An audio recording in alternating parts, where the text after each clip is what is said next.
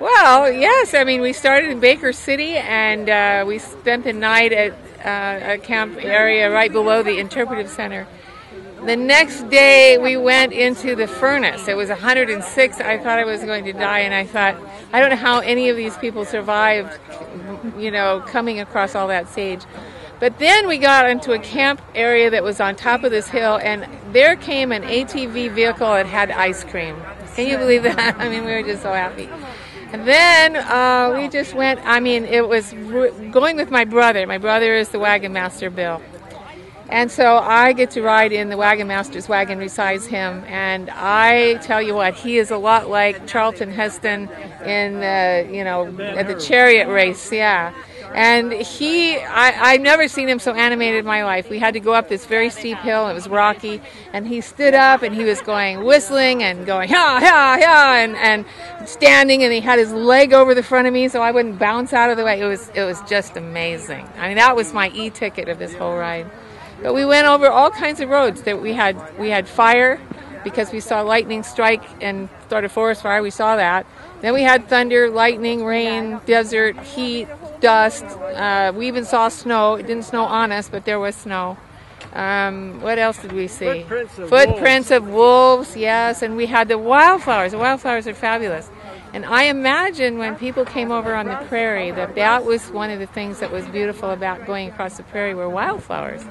Because everywhere you went, there was, there were penstemon, and there were yarrow, and there was all kinds of buttercups, and there was all kinds of Indian paintbrush, and there was salmon berries and mock orange, and then a beautiful plant that puts out a cascade of white blossoms that's called ocean spray. Oh, it was just lovely. There were places in the higher elevations where there were, just carpets of lupin. I mean, it's just spectacular. And then we went through people's private property. We had dirt roads, we had rock roads, we had no roads, we had regular roads, and we stopped at some place where there was a family that had been there for over 150 years, I think, at Medicine Springs, it was called. And they told a little history of the area, and it was just great. And then my brother is fabulous because every time we go through a little town, if there were any kids along the way, he would stop and he would give them a ride. And so they'd ride down the end of the street or maybe down a mile or two, and then their parents would come pick them up. So that was pretty generous of him. And I think that sleeping in the tent, we had mostly rain. Almost every day, either some or not. We didn't have a lot of heat after that first day. We had mostly rain. And one day I spent the whole day in the tent because it was just raining. And then my other brother, Dave, is here with his wife, Karen. And so she gathered some of the girls together underneath a tarp the day that it was raining. And we made handmade dolls, handmade rag dolls, which was something that people did in those days.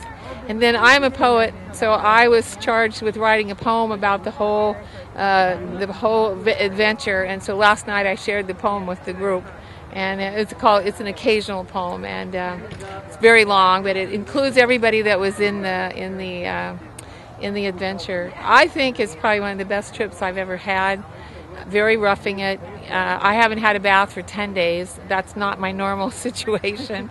I have severe case of hat head, which is, my hair is smashed down on my head. But you know what? I'm good. I mean, whenever there was water in a creek, I could go down and sponge bath, and it would just be very refreshing, bracing, as a matter of fact. But you felt clean, So I don't know. I think many of the pioneers didn't have baths for months, so I was glad to be able to at least sponge off. And we had good food. We had kind of one-pot meals at the Oregon Interpretive Center. They made a berry cobbler and a peach cobbler in a Dutch oven with coals on the top. It was just fabulous. And the meals that we've had here have been pretty simple. Stew, chili, we've had pancakes, we've had oatmeal, one day we had cornmeal mush, which was really tasty, and plenty of food, and so I don't know if I would do it again because it is pretty strenuous. My husband's got about a 14-day beard going because we lost half of our stuff someplace. I don't know.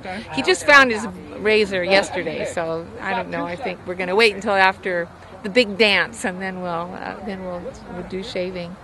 But the mules, there's an argument amongst the people about who's smarter, mules or horses, and I actually think it's the mules, because the horses tend to just drive themselves until they're just dead, and the mules seem to go, well, you know what, I'm not doing that, and then they stop. So they have good judgment. There's an argument about who's smarter, mules or people. I think mules. I think mules are smarter. But her husband was certainly right, wasn't he, when he said that she's the talkative chatterbox, yeah. Well, we didn't really welcome women speaking in public in That's our true. time, but there are occasions, and we learned out in the West that women have a lot more capacity than they think in the East. Yeah. We even considered giving them the vote early on and did. Well, there you go. Yeah. We've tried to been here then. So that's kind of our situation.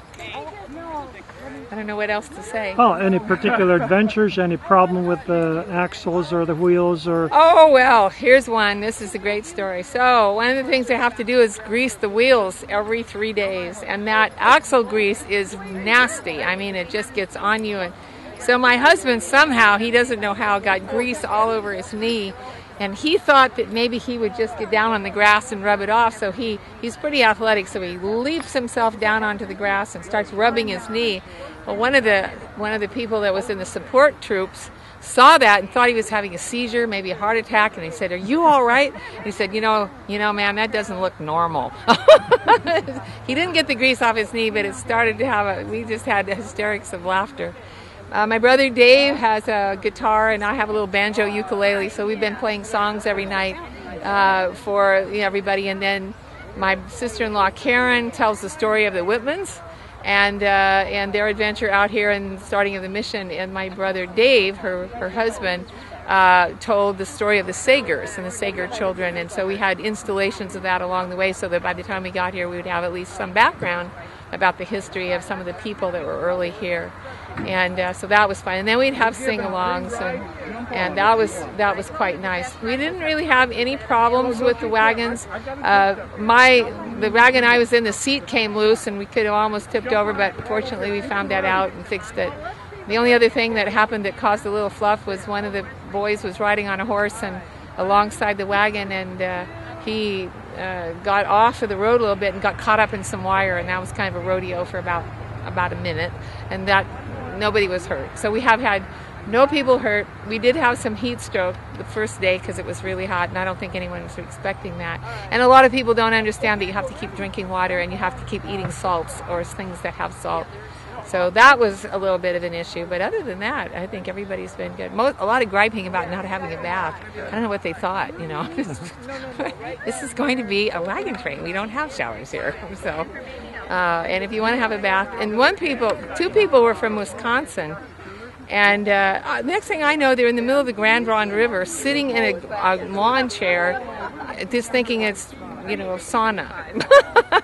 Because they belong to the Polar Bear Club or something there, and he goes and jumps in the ice water. I don't know what's the matter with him, but anyway, so he did that. But the rest of us, I think everyone had a really good time. We had very good support people. Almost everybody dressed up in costume. I didn't wear this the whole time, although now that I have worn it, I think I would like it because it's comfortable. Really more comfortable. And when there's no bathroom, you have an easy... I know, you have your own little, curtain. And we had to do a lot of bathrooms in the woods, which was quite interesting. So, and some people are not used to that. I'm not a problem with that because I've done that on a lot of trips, but that caused some consternation for a few people. I think one of the highlights of this was that there were lots of children, and there's something about kids in a group like this, intergenerational, that just made it, I think, spectacular, because they have a lot of energy, and then they're always wanting to know this and that. And one little girl was in the wagon, and she was up and down and over here and over there, and you just everywhere you look, there she is. Whenever we get to a place where there's a swimming hole, boom, and they would go swimming. They don't seem to get cold. I don't know what's the matter with them. And there's a couple of boys on here that all they can think about is fishing. So if you get to any place where there was any water at all, out come the fishing poles. So that was great. Did they catch any? They did. I mean, they weren't very big, they had to throw them back. But then they got some others that were a little larger, but we didn't get any to eat, so that was it. How many kids did you have along? We have 18 children in and out. One little girl left, and then she's going to be back for the thing tomorrow. But I think we have 18 children. And total number of people? Ranging from the age of 2 to 17. Total number of people varied. My brother said there were 53, but they weren't all here at one time. Some people came and then left, and other people came. So at one time, I would say probably in around 45, maybe. I'm just going to estimate. I never really counted them. So basically, that's our trip. It was fun. Now that is a response, isn't it? Yes, that is wonderful. You got a wonderful Absolutely answer. wonderful. And I am exhausted. Oh, I bet I am you are. almost 70, and I'm in my really? 70th decade, and what am I doing? My friend said, you know, this is not on my bucket list. I don't know, but I admire you for even trying it. And I actually have a very bad back. So I said to my brother, I don't know if I can do this. And, oh, we'll make you pillows, whatever. So I had the queen seat. I had the same seat the whole time. And, you know, I never had any problem whatsoever. But I didn't sleep on the ground. We were real pansies. We had cots, and I even have a special mattress on top of the cot. So I always had a good night's sleep. But we were up every morning at 4:30. I mean, please. And then you had to get all the animals. You know, I didn't have to do this, but everybody had to get the animals watered and fed and then hitched up. Hitching them up takes a half hour, 20 minutes anyway. And then we had breakfast, and then, you know, everybody had to go to the bathroom, and then getting the whole group together. We would get up at 4:30 every day, and we had to be on the road by 7. And generally we made it. So I think that's amazing, consider all the people we have. Did you always camp where water was plentiful for the horses? We tried to do that. There was one camp where that was not the case. However, I just want you to know that generally people are good, because we went to this one place and it was going to be quite a problem to get the water. People were going to have to go down to a creek and just, you know, pass it up in buckets like if you were in a fire brigade. And all of a sudden, here comes this ATV vehicle out of this farm, and this man had this huge barrel of water, and he said, here's water for your horses. And so all you did is open the spigot, and there it was. And, you know, I mean, it wasn't something that was arranged ahead of time. It's like the lady delivering us ice cream the day it was 106. I mean, who would guess that would happen? But people were really, really kind and very happy to see us. And we stayed at a gymnasium in Cove, and she made arrangements for the showers to be left open. So that was the one shower that we got on the whole trip, and the rest of the time we've been sponge bathing it or else being real grubby. And you can see in the background some of the support vehicles that we had for us. Yeah. Right there. There they are. Oh, yes. The porta potty We thing. had the is porta potties, and we had a essential. huge truck that had a trailer for food, so we were really not roughing it. But it was still so We hard were. we can barely I mean, do it. if you rode in this wagon down some of the rocky roads we rode on, I am telling you, all of your body is reorganized. Now, how'd you do your cooking? Did you bring camp stoves or? Well, initially, the plan was that each wagon would be a family, and so each wagon had materials to cook over an open fire. However, the day that it was 106, up came a red flag warning, no fires no matter what. So we weren't able to do fires. So they also had a support vehicle coming along that had it's basically a mobile kitchen. He's a chuck wagon kind of guy, only he was driving it. And so he became then our meal service. So he has a propane stove, propane refrigerator, and then he would cook meals. And actually they were very, very filling. Big pots of stew, big pots of chili, big pots of mush. And for lunches every day, there was a whole brigade of women that would make sandwiches. And then we had turkey sandwiches, we had egg and cheese sandwiches, we had maybe just cheese sandwiches. And my personal favorite was peanut butter and jelly. And so that's what we had. They would buy watermelon along the way, and let's see what else. I think that's the only real fresh fruit they had a whole box of cherries and some apples and some oranges and some bananas today. So we had lots of we had really, really wholesome food, so it was great. And the kids, you know, kids sometimes are real picky. Forget it. They ate everything we ate, and they were happy to have it because they were running themselves ragged. And they made friends, and they played games, and I am a poet, so I brought every child on the trip. I brought a journal, which is a little composition book, a Bic pen, a pencil, and a packet of colored pencils. And then a lady at my church sewed up some little bags with drawstrings or bows, and I stuffed all these in there. So every time we had new children join, or at the beginning of it, I gave each one of them that and asked them if they would, do some writing in their journal or drawing, and everybody got one. Even the 2-year-old who, doesn't write but can certainly scribble with the colors. And I think there were about 5 or 6 kids who really took it seriously. And during the period of time that we've been on the road, they would share at night in our little circle. And the younger children, the 6-year-olds, mostly drew pictures. They tried to write some things, and they did write a little bit.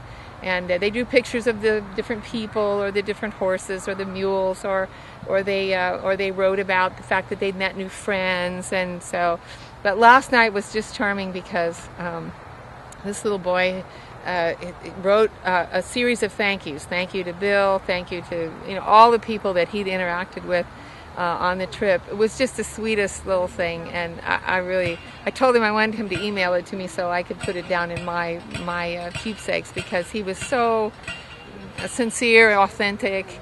My brother is a big deal on being authentic, and so wherever we would camp, it couldn't be a regular campground. It had to be some, the night before last I was sleeping on huckleberry vines or bushes or whatever they're called, and we were always, off-road in the forest, or, like people would. And so last night we were camped up there on the bluffs and what would be a prairie, and it was just beautiful.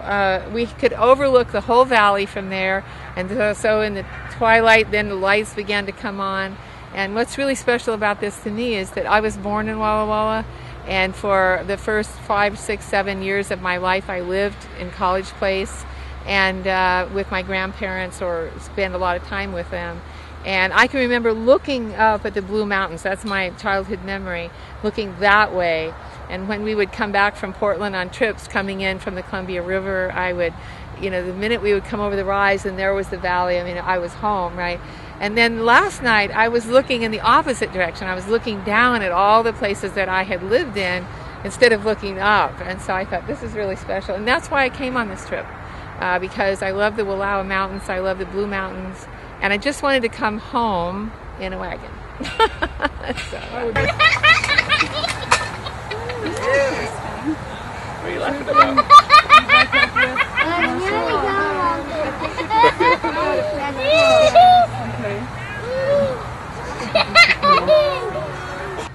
The title of my poem, it's an occasional poem, and it's entitled Oregon State Wagon Train, July 7 through 21, 2012. The beginning of the journey was the 7th of July in Baker City, Oregon, and it was really dry. Folks gathered from 4 corners to join the wagon train. The sky was clear and sunny with just a hint of rain. With Venus in the morning sky, Jerry rings the bell, and up we got into our day that turned out hot as, well, 5 horses, they were harnessed, plus 3 teams of mules. Bill, the wagon master, prayed, then set down the rules. Out in front is Dylan with our trusty scout named Jim. He is a federal marshal, so please don't mess with him. Then comes the point man Darius with Cindy at the rear, while our ramrod Steve kept the wagons near.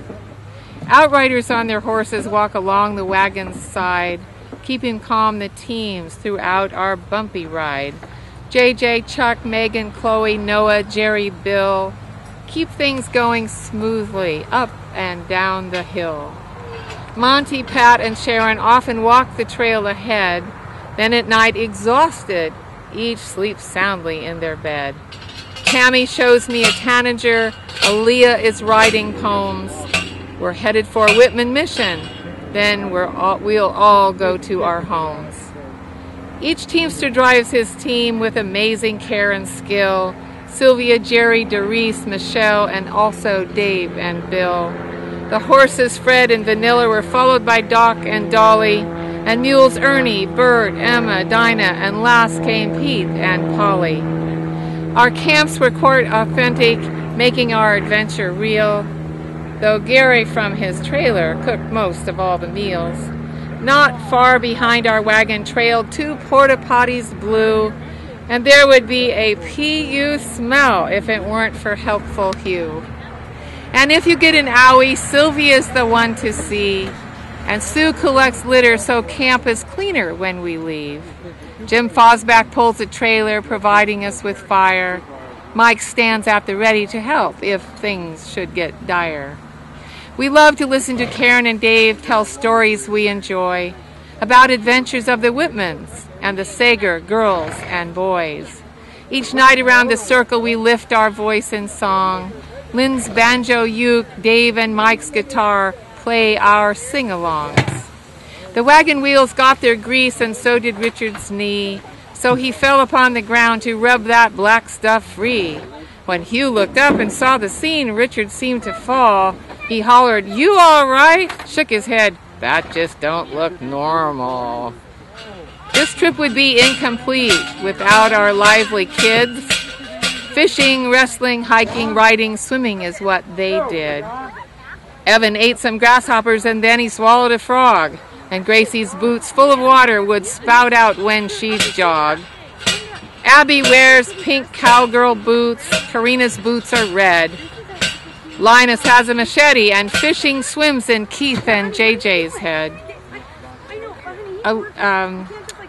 Along came little Braden, whose smile stretches ear to ear, but Mitch and Angie stand ready for those times of tears. The insects fly from Nathan's net as down the hill he slips. Olivia wears the dress she made, especially for this trip. Grandma Debbie keeps good notes for the journal she will write, and after dark, Richard's laser points to constellations bright. We lost Dorothy, Dally, Bruce at points along the way, but then Tammy, John, Aaliyah, and the Denhams joined the fray. And odd things we learned aplenty, like the power of 5 prunes, or when the mules toot at night, it sounds just like a tune. When it comes to philosophy, I must defer to Hugh. He says it's not the age you are, it's the mileage you've been through. And brother, when I think of Marcia, you have the perfect mate. And I see all the things she does. That girl is a saint. So it's wagons ho, and away we go to our journey's end, with a life experience extraordinaire and lots of newfound friends. Hats off to Bill and Marcia for all that you two do. It's been a real pleasure to travel here with you. Each wagon is a family on the Oregon Trail. Through desert, prairie, forest, inland canoes we sailed. And on each face I noticed many happy smiles, even though we've traveled 100 Vixie miles. Yeah.